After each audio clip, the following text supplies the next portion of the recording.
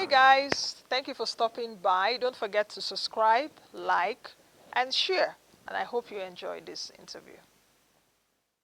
All right, welcome back to the program. I'm discussing promoting gender inclusion in Nigeria today, and my guest is Dr. Osasuyi Dirisu, Executive Director at the Policy Innovation Center. Welcome to you, Dr. Dirisu, and thank you for joining us. Thank you. Now, let's get started. I see that you're with a report, I guess, is that a book. Yes. So what is this about? Okay, I will come to that. But let me start from the basis of why is gender inclusion necessary in the country? Of course, we're a country of about 220 million people. We have almost half men and half women, as it were. Population almost the same, close to 50%. Why is it important for us to discuss this? It's really critical for us to discuss gender and inclusion. Firstly, because there are disparities. So if there were no disparities, we don't have to talk about gender and inclusion. So the reason why we need to have the conversation about gender and inclusion is because, first of all, there are disparities and there are gaps that need to be bridged. But also, the evidence is clear about the importance of building an inclusive society. So, for example, if you have a society where a segment of the population is excluded, you have a lot more inequalities, and then you have, challenges with, achieving the SDGs, even maximizing productivity, because everyone brings their important contribution to building advancing society. So women have their role, men have their role, people with disability have their role. But even if you take a step back and look at it from a rights-based perspective, it is the responsibility of governments to protect vulnerable groups. And one way to do that is ensuring that in building an inclusive society, we are looking at where gaps exist and ensuring that we're intentionally addressing those gaps. Now, what will a gender inclusive society look like? So if we have a gender inclusive society, first of all, one, we're able to bridge inequities, whether in access to services, access to productive assets, contribution to economic development, because everyone has a role to play. But then also, if you have a gender inclusive society, this is a society where everyone has a chance to have access to education, access to basic human needs, and access to governance that responds not just to a certain class or segment of society, but carries everyone along to ensure that everyone has an opportunity to live a productive life. Mm. So what does this your purple book cover? Because I see it's medium-sized, voluminous. This, I guess, will be an interesting read for me. Yes. So what does it cover, and why do you think it is, really significant at this point? And of course, PIC, Policy Innovation Center, is an arm of the NESJ, isn't it? Okay, so tell me about it. So in 2022, we reflected on the need to have an all-inclusive platform for conversations about gender and inclusion to happen. So if we consider gender and inclusion a critical conversation that should not just have one-off, but a critical conversation we need to continuously have, then we have to have a platform to talk about it. And initially we thought, okay, just immerse these conversations in existing platforms. But no, gender and inclusion is critical. So in 2022, the Policy Innovation Center hosted the first Gender and Inclusion Summit to provide that platform where stakeholders come together, have conversations, reflect on new evidence, and co-create contextually relevant solutions that can help us to look at a better gender-inclusive society, and also to support government to advance gender-responsive governance approaches to addressing critical development priorities. And so the Purple Book, we didn't want the conversations to end at the summit, because when you have a summit, there are a lot of conversations, everybody is fired up, commitment to action. We wanted to ensure that these conversations are documented. The learnings are documented. The recommendations are documented. So in simple, easy to read format, everyone can pick it up and read. So that post-summit, we use the Purple Book as an advocacy tool, first of all, to ensure that conversations continue among stakeholders, but also a learning tool. So for example, we talked about safe campuses last year. We talked about livelihood and economic empowerment. So people can actually read we're not trying to reinvent the wheel here. So if there are learnings here about how to, for example, build women affinity groups, why don't we read about it, look at what has worked, and see how to adapt in other settings within the country. So advocacy, learning tool, policy recommendations, and also recommendations for program implementation. In putting this book together as a result of perhaps the discussions that have gone on in different fora, what were the key findings? Can you actually give me like 3, 4 key findings that are very important that we should take note of? Okay, so, I mean, just highlighting a few important findings. One is that the patriarchy and social norms continue to limit opportunities, because last year, the theme of last year was building bridges, advancing gender and inclusion through the intersection of trade and health. So a few conversations that have come out of issues relating to access to financial and health services is still, you know, around social norms. So gender norms, social norms, and then the systemic underrepresentation of women in leadership. Sometimes you don't understand how critical this is, but when women are underrepresented in leadership, what that means is that policy making would also be shaped, you know, by one narrative, okay? And then another conversation that we had, very important conversation, is there's still lack of gender disaggregated data in decision-making spaces. So how do we make decisions about gender inclusion if we don't have the data that speaks to the evidence? And then we also talked about gaps in, you know, building inclusive food systems and also universal health coverage, all the issues around, you know, poor indices for maternal, neonatal, and child mortality. Now, this gender gaps now brings me to the question of how does Nigeria's gender gap impact our economic growth and development, like I mentioned at the beginning of the program, and what opportunities are we missing due to gender exclusion? Like you've talked about it now, where we're missing in key decision making organizations and all of that. Okay, very important. I'll take the agricultural sector, for example. We have, Nigeria has vast potential to be a very strong agricultural producing nation. Women make up about 70% of the informal sector, but also within the agri value chain, they play a very significant role. Yeah. But the role that women play is usually subsistence.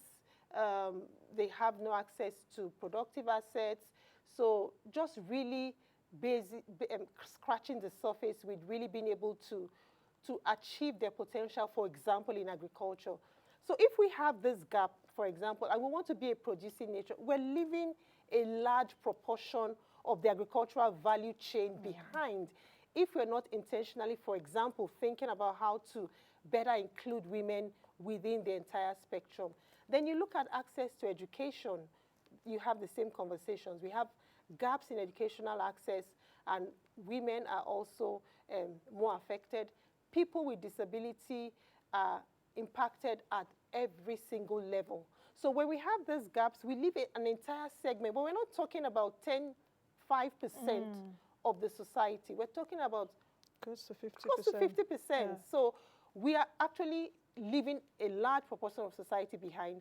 And how do you begin to talk about inclusive development when you don't have everyone, men, women, persons with disability, right at the table, having those conversations and ensuring that we're not thinking for now, but we're programming for 10, 20, 30 years ahead if we want to bridge the current gaps that we have.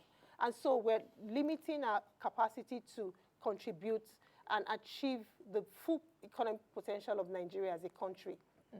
Can you speak to me about some of the key policy recommendations outlined in this purple book? Of course, we've talked about the challenges. Yeah. Most of us know the challenges. Even if you ask, you know, a woman in a rural area, what does she need, as it were, she can actually articulate 1, 2, 3, 4, 5 things that she needs. She say, please give me capital. The land, I don't get access to them. My husband died, they don't allow me to, you know, all those kind of stuff. So, but what are the key policy recommendations? So some key policy, so 2 things we did differently in the 2023 Purple Book was, first of all, to highlight policy recommendations, but then also to highlight learnings and positive things that are already happening, so progress. So also ensuring that we're not just talking about challenges all the time, but also highlighting progress and giving people an opportunity to learn from some of the milestones that have been achieved to also impact on their work. But in terms of policy recommendations, I think top of the list is, one, ensuring that we are working closely to ensure that we're incorporating innovative approaches for collecting gender disaggregated data. It's so important for decision making because this would feed into evidence-based policy processes. So ensuring that the policies that we're making are not gender blind. So the way that would happen is because sometimes you get into the room and they say, oh, no data. Oh, no gender, oh, no data, So we're limited by the amount of information we have. So evidence-based policy decision-making. But Nigeria has also made progress. So we have quite a number of policies right now that have been developed with a gender-responsive lens. What is happening to the implementation of those policies? So we also reflected more and provided recommendations on how government can work together with the development private sector to begin to operationalize existing policies. We also reflected on the systemic underrepresentation of women in leadership. It's the elephant in the room, and we're hoping, from some of the recommendations in this book, we can begin to reflect on how to improve and bridge that gap with decision making. But we also talk about community-led initiatives. Many times when we're thinking about initiatives, we do this top-bottom thing. So can we begin to reflect on human-centered approaches to working with communities to develop solutions that not only are scalable but are sustainable on the long term? And then just speaking to a few of the positive things we've highlighted here, what works for building collectives for women. We also talked about safe campuses for adolescent girls, some examples of adaptations for inheritance rights to ensure that women can begin to also have access to productive assets, and generally working more with the evidence we have to leverage traditional and religious institutions to ensure that we can shift norms that are harmful currently. Now, all this sounds so nice, but when it comes to these policies, we need our policymakers to have the political will. Yeah. We need our business leaders to do what's right. Yeah. We need our civil society organizations to be able to advocate. Yeah. We need the media also to always put those topics, front and center. How do we get these people? Because the woman that is not in the boardroom, the woman that is in the village, the woman that does not have access, her voice may be so tiny, or she could also be silenced, that a lot of people don't hear. But people like us, who are front and center, people who are the civil society, business leaders, perhaps that are also females, policymakers, Ministry of Women Affairs, Ministry of Trade and Investment now, for commerce and all of that. How do we begin to get these leaders to act? And not just act, but act right and responsibly, that we can actually also see the fruits of those actions. So one unique thing about the summit is we bring everyone to the summit. So we have the leaders, government, private sector, CSOs, but we also have the groups, so representing farmers, representing vulnerable groups, so that the conversations coming out of the summit are not, are not skewed to one direction. So now that we have those collective voices, I think one thing I always emphasize is, because you spoke about this last year, you're speaking about it again. We will have to continue speaking, because that's... So is it that things are not changing? They are not changing so far? Because that was actually my next question. Sorry to butt in.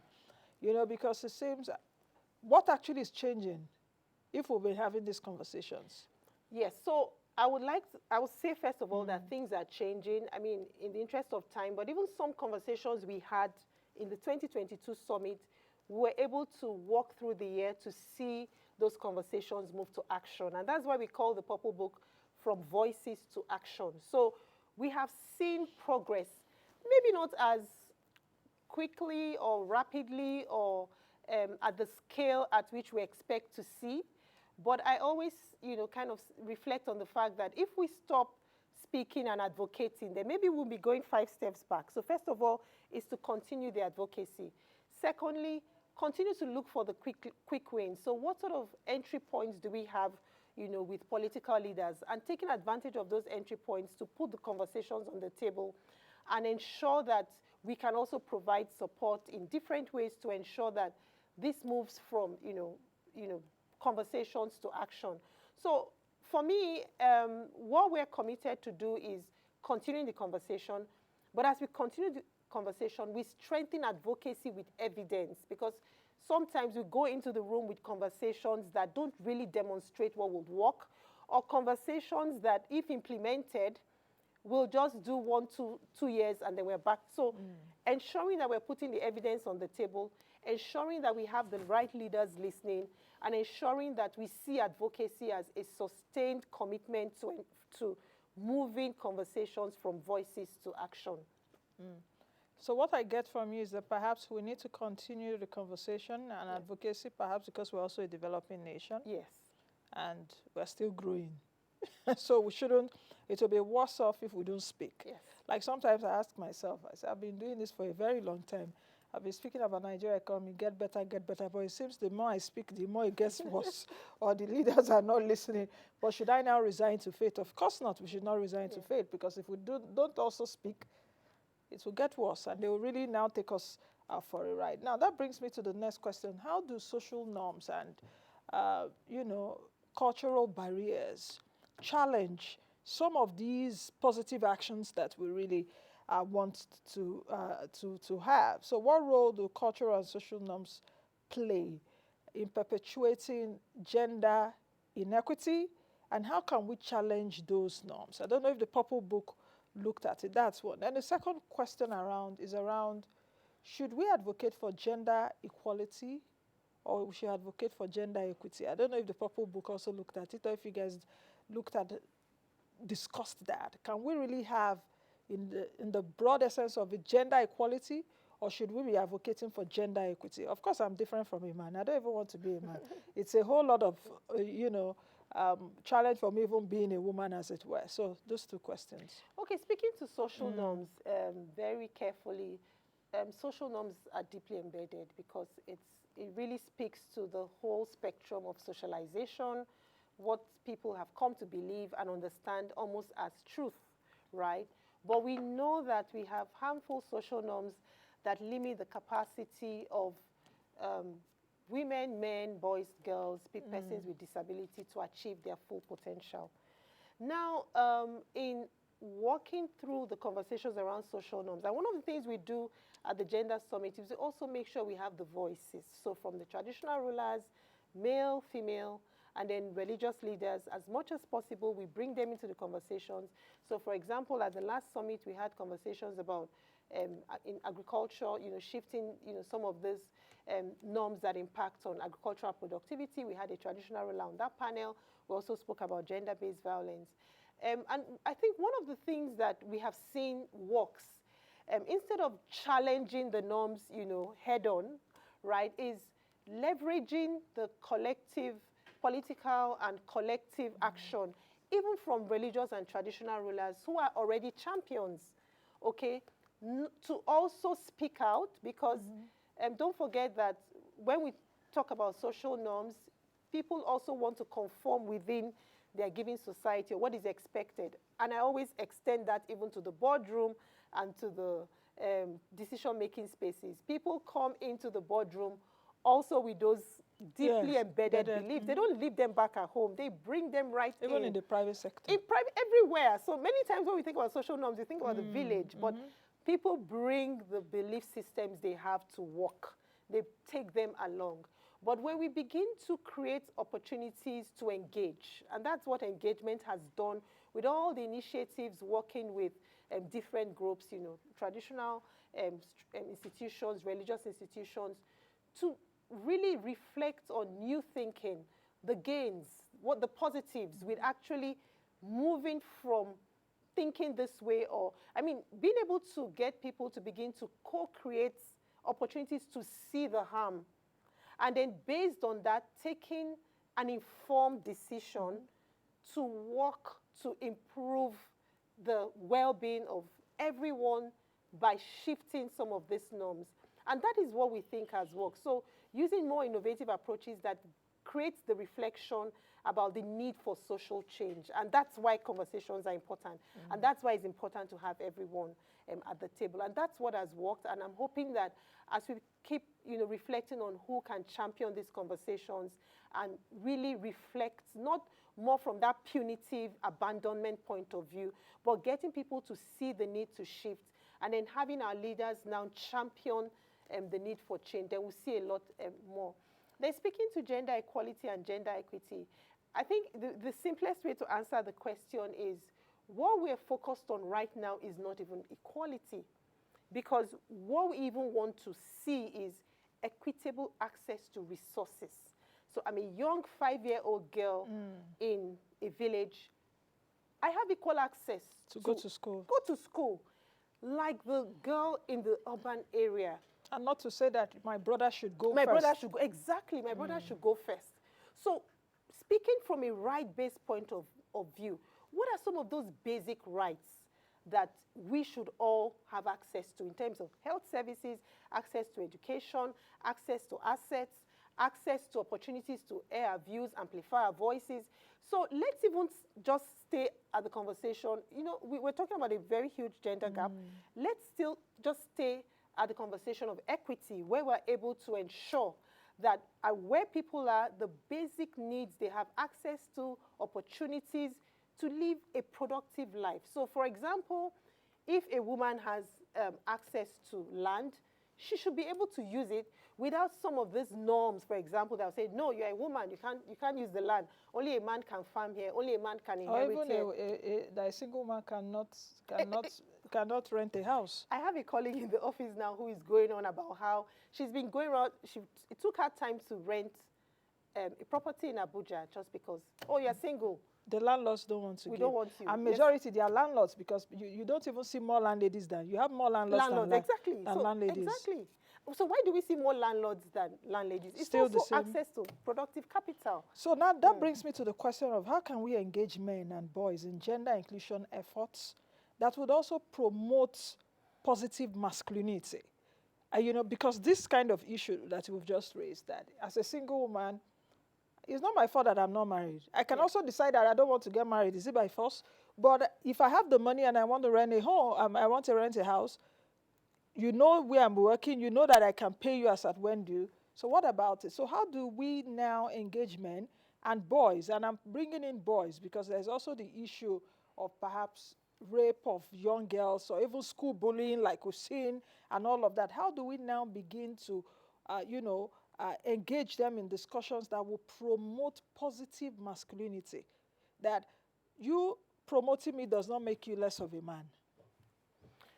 Good question.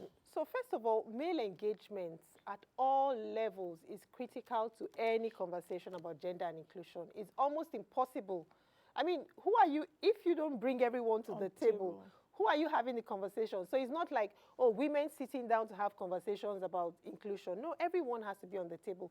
And the evidence is clear that it makes a difference, whether for joint household decision making, improving the policy, creating a policy enabling environment, ensuring that girls have safe access to schools, but also ensuring that we're carrying boys, like you said, socializing boys to become the adults that we want them to see. I'll say boys are not found in the kitchen anymore. Exactly. You know, that girls are known to cook. So if you see your boy in the kitchen, leave the kitchen is for girls. Yeah. Now we're having a lot of male chefs. Exactly. And yes, and even in fashion everywhere. Male hairdressers. Exactly. Nail techs and all that. So, I mean, in the development sector, over the last couple of decades, a lot of research has gone on and demonstrated the value of male engagement. So, a lot of women empowerment programs, development programs now put men right at the center of the conversation. And I think that the more we understand the devastating consequences of not doing that, then the better we'll be able to improve gender-responsive programming in Nigeria. How do we now track, these gender inclusion actions? I don't know if the Purple Book also addressed that, because, however, we're also seeing a few things change, but they could be slow.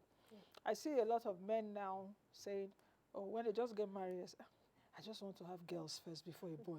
And I'm like, oh, what is this that I'm now hearing? You don't want to preserve your generation anymore. You want to have a girl as a first child and perhaps a second child. So you see that perhaps you're also getting a lot of he for she's, as it were. But how can we now track? organizations such as yours should also be able to do that. I don't know if the Purple Book looked at that too. So we talked about a lot of conversations around innovative approaches for collecting and tracking data.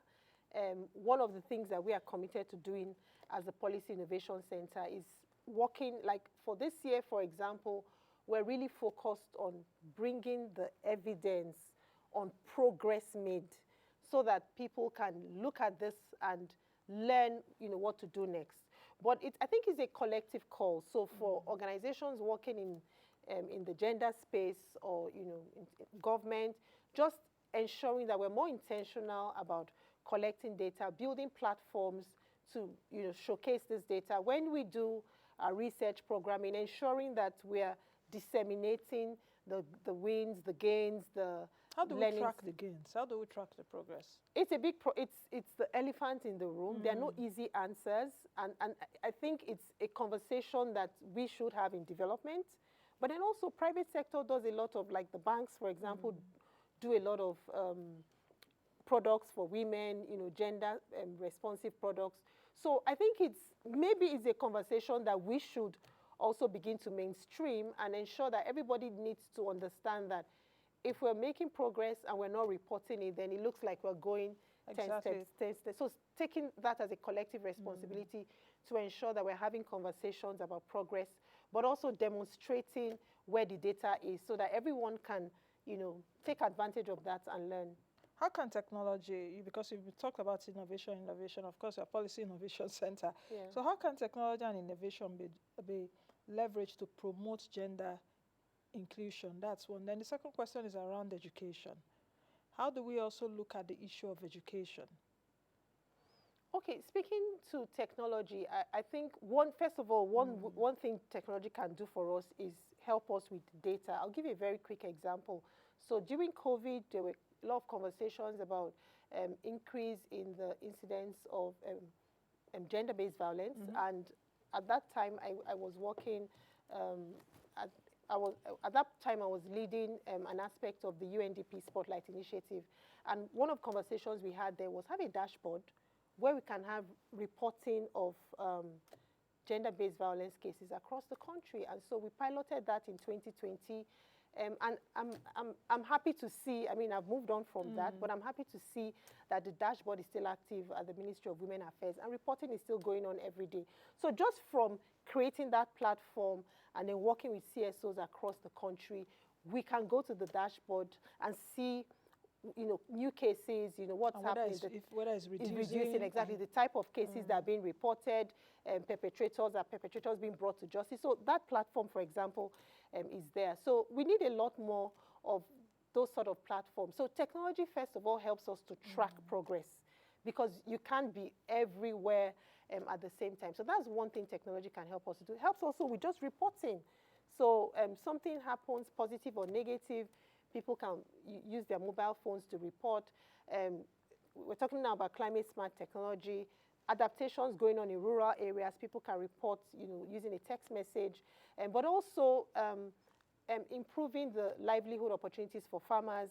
They can track, receive products, So there's a lot that can happen using technology. And I think that is one conversation that we should continue to have. We had a session last year at the summit where we talked about Hack the Future, so leveraging technology for gender inclusive approaches to improving literacy. And then your second question? Around education. Education. It's important, and it's something we cannot overemphasize because the way I like to break it down is like this. So sometimes we have conversations about, impact investing or giving women capital. And then you hear, a lot of women did not qualify. Something, we have more qualified men. And I'm like, no, the gaps that led women not to qualify was created by us limiting their access to financial literacy opportunities, educational opportunities, even access to basic information. Women will say, I didn't hear, I didn't know I could get a loan. Even using the NIN as an example, we're doing some work now just trying to look at what sort of social economic barriers and social norms limit women from taking up a digital identity, because that's the precursor to financial inclusion. And some of them just don't know. about the NIN. So we need to understand that the more we limit access to education, the more we're also limiting the opportunities to close the gender gap. What's the call to action from the Purple Book? And how can individuals obtain this copy? Then is there going to be a summit this year? Yes. So 3 questions. So the call to action for the Purple Book is to build a gender-inclusive society. It takes every single one of us, putting all hands on deck. It's one thing that cannot happen with just one sector of the economy. So our call to action is everybody has a role to play in advancing a gender-inclusive society in Nigeria. Yes, the Gender and Inclusion Summit would hold from the 3rd to 5th of September in Abuja, Nigeria. And within this month, we would put out a formal launch of the theme and conversations around that will happen at this year's summit. And then to get a copy of the Purple Book, just go to our website, the Policy Innovation Center, click the icon Purple Book, and then you have the link to get the book, and then you have that on your mobile phones, on your devices. Also, you could go to any of our social media pages and just scan the QR code, and then you're ready to download the Purple Book. So can I just take a look and see how many pages perhaps you are saddling me with right now? Well, it's very easy to read. This is easy. Easy to read, plenty of pictures, very interactive, simple language. I'm seeing it, 176 pages. But I mean, it's divided into sections. Yes. So you could take livelihood and economic empowerment, if that's what When you are giving me this kind of thing, you're giving me the whole to read. Of course, I won't leave some and keep us. Or you can start from access to health services or education and youth focus, something about gender inclusivity in the creative sector. So there's just so much. So much. I can see health. I can see many other issues. Menstrual period equity. Yes, we talked about menstrual period poverty equity last year. and all of that. Wow. Okay. So as we begin to round up, what would you also say to female leaders? That's one. Then number 2, legal frameworks are also important. We know at the time, was it the last Senate, that there was it the gender bill that did not pass through, and you saw a lot of women protesting. So how important is legal legal frameworks? Yes, so I think the most important thing that female leadership can do is just, first of all, see yourself as a role model. There are many women who would never believe that they can achieve, break some of these barriers, break some of these they're even biases. Sometimes they're not even like physical impediments. They're just those unconscious biases that, I can't achieve anything because I'm limited by the sort of society I live in. So I think one thing female leadership can do is just even be there as role models, right? And then create opportunities to have that conversation. So be part of the conversation about advancing a gender-inclusive society. And yes, legal frameworks are important, but just to say, going back to my previous point, that reflecting on legal frameworks, we need to bring the evidence of what is feasible, what is sustainable, what can work into the conversations about thinking through policies and ensuring that we're using that evidence innovatively to advance conversations about gender-responsive governance to improve the well-being of women. Just finally saying that when we've had all the conversations, we need to ensure that we also have that policy-enabling environment for those conversations to thrive. That's also where female leadership can come in. Bring the political will into the room that is necessary to drive those conversations and put the evidence right into the policy space. Okay. I think we've tried to exhaust some of the issues, haven't we? We have. We have. So thank you very much, Dr. Thank you so much. Osasuyi Dirisu, Executive Director. Yes. I'm looking forward to seeing you at this year's summit. If you invite me, why I will, not? definitely. I will come. I will. Thank you very much. Thank you. Dr. Osasuyi Dirisu, Executive Director, Policy Innovation Center, has been speaking about gender inclusion and, of course, the Purple Book. I guess this will really be an interesting read. Of course, I'm taking a look at it. And we will be talking more about gender inclusion, definitely, on the program. Thank you for watching. In case this is your first time watching us, thank you. Don't forget to subscribe to our YouTube channel drop your comments as well as like, and most of all, share our content.